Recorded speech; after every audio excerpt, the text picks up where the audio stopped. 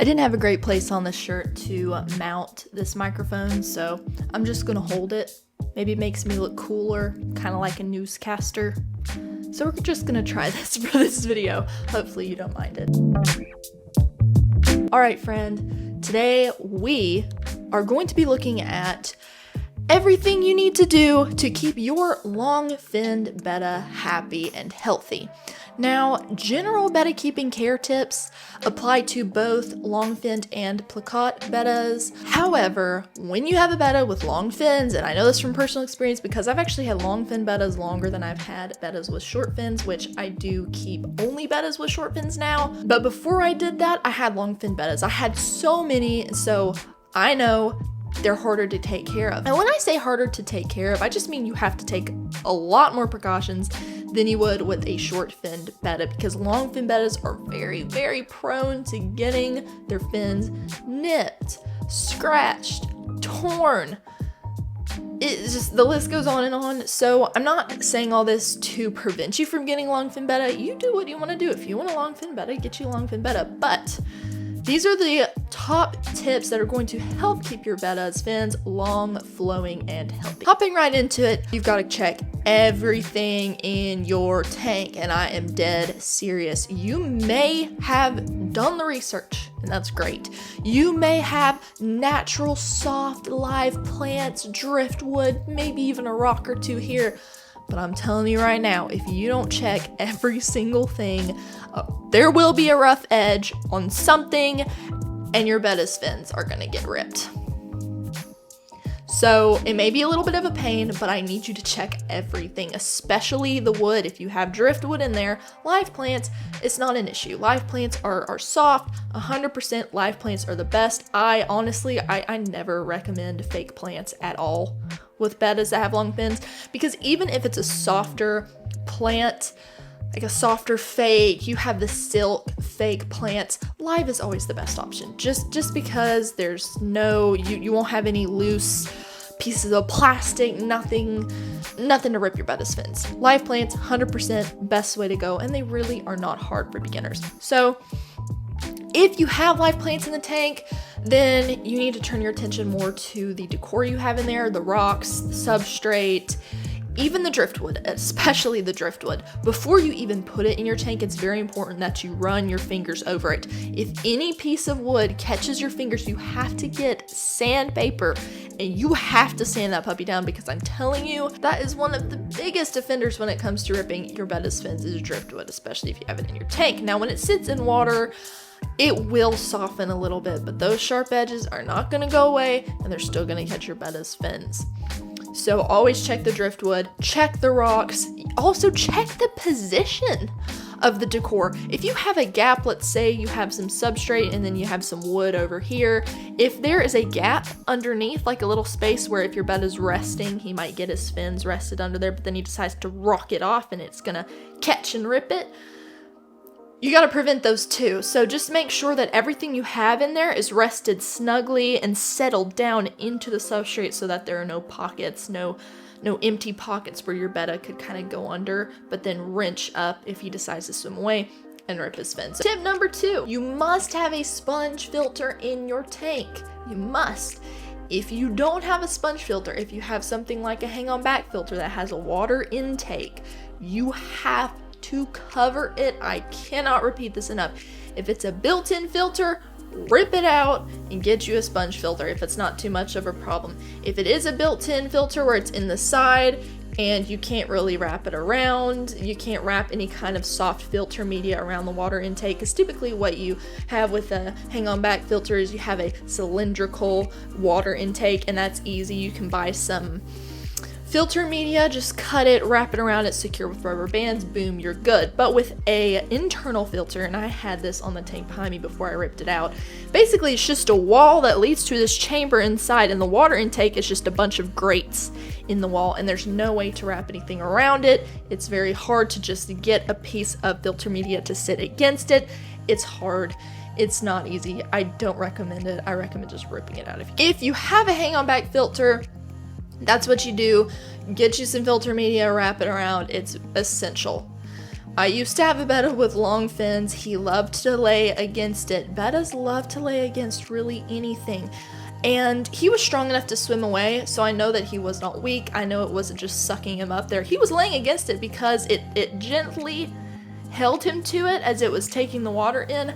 However, it was just enough to damage his fins. His fins would get sucked against it and they would actually get damaged, like whole chunks. Whole chunks would just be ripped off. I mean, he was a butterfly tail Betta. He had big, beautiful fins. I mean, half his tail was just gone within a matter of a few days, and I didn't know what it was. I didn't know. So it just kept going and going, and his fins did not have a chance to grow back. So that is what was causing the big issue with my fish. Always make sure your water intake is covered, and if you have the option and you haven't set up your tank yet, get you a sponge filter. It is the best. I'm never going back. Tip number 3, prevent stressors in the tank or outside of the tank. What I mean is anything that's going to make your Betta stressed, because a lot of Bettas, even the short finned Bettas, if they're stressed, they're going to fin nip, which is a fancy name for they're gonna bite the heck out of their fins and you're not gonna know what's happening. When they get stressed, they just like to bite their fins, which I'm gonna be honest, it doesn't make a lot of sense. It kind of feels like the human equivalent with where if you're stressed, you're gonna like bite your fingers or arm off or something, which I know is not, would never happen, hopefully. I guess we do bite our nails, so that's a little bit more of a mild equivalent of that, but Betta fins are pretty important, so you don't want your Betta biting his fins. So if anything outside or inside the tank seems to be stressing him, it could be a mirror. Don't leave a Betta mirror in the tank. There's a company, I don't remember which one, they sell Betta fish mirrors, and some people leave them inside the tank. Don't do this.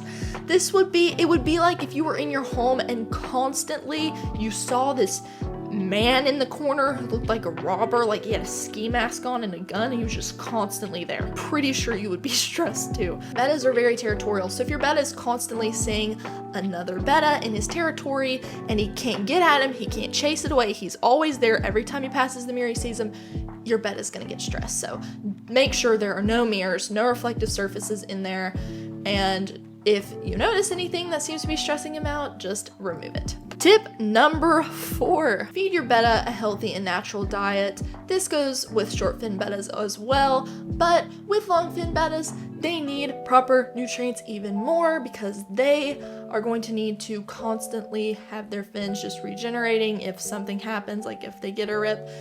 The healthier they are, the better, and the faster their fins will grow back. And yes, their fins do actually grow back. It's pretty cool to see. My top recommendation is just a mix of frozen, thawed, because it's fresher than freeze-dried, frozen, thawed, bloodworms, mysis shrimp, brine shrimp, daphnia. You can get a little mix of that. Most pet stores carry them in the freezer section. I use the Omega brand in the cubes, just pop them out, and I thaw and feed them to my Betta. Some people have said that feeding them that mixed with flakes and pellets bought from the pet store are better, but to be honest, for the last 2 years I have fed my fish nothing but the frozen thawed bloodworms and shrimp, and they're healthier than probably any Betta I have ever had in my life. They're healthy, they're happy, their fins regenerate like that. It's amazing. So I highly recommend, if you can't just feed them that, at least work it into their diet if you haven't already. Tip number 5, and the last tip I have for you, don't get them Tankmates. This may be slightly controversial. A lot of people like to have Tankmates in their Betta tanks, but I say don't, especially for long-finned Bettas. You don't need Tankmates in your tank. It's not necessary. If you have a 30-gallon or something and you want some more fish in there than just a Betta, I understand, but most people have the budget and the space for about a 5 to 10 gallon tank. You don't need Tankmates. You don't, especially for long-fin Bettas, and I'll tell you why. Long-fin Bettas, they are fast, but they're not as fast and they're not as agile as Bettas with short fins. And even in my experience, when I had a short-finned Betta with Tankmates, they bit the crap out of his fins. I mean, seriously, they just bit them. And some Tankmates, yes, they're more aggressive. Some, you should have them in your tank, but in my experience, most of them, even the ones that are considered okay, they'll still nip your Betta's fins. I don't know why, but it just happens. So honestly, you would be doing really well if you just didn't have any Tankmates in your Bettas tank. Just let him live his life, solitary life. They like that. Alright, so those are my top 5 tips on how to keep your long fin Betta healthy. If you have a long fin Betta, tell me a little bit about him. I'd love to hear about him. I'd love to hear his name, color, and what your tank is like as well. Thank you so much for sitting here, watching the video. I hope you got something out of it, and thank you for supporting my channel. If you're new here and you liked what you saw, there's plenty more of it. Go ahead and check out my channel. Hit the like button, hit subscribe if you want to stick around. The boys and I welcome you to the family if you're not already a part of it, and if you just joined and you just hit subscribe, let me know in the comments because I want to welcome you personally. Have a wonderful rest of your weekend, and I will see you next time.